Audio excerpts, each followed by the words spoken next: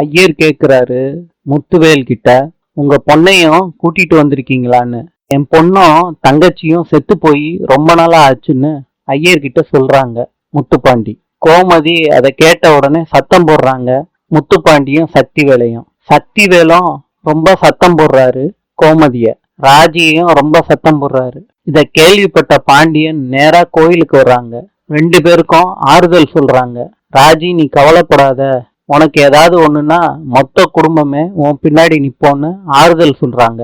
கோமதி நேரா வீட்டுக்கு வர்றாங்க. மயிலு கிட்ட கேக்குறாங்க, சமைக்கிறதுக்கு ஏதாவது உதவி பண்ணவான்னு. மயிலு சொல்றாங்க, நீங்க எந்த உதவியும் பண்ண வேணாம், ஆயா திண்ணையில போய் உட்காருங்க அப்படின்னு சொல்றாங்க. சரவணனுக்கும் மயிலுக்கும் ரொமான்ஸ் நடக்குது. அத மீனாவும் அரசியும் டிஸ்டர்ப் பண்றாங்க. ராஜி சோகமா உட்கார்ந்துருக்காங்க.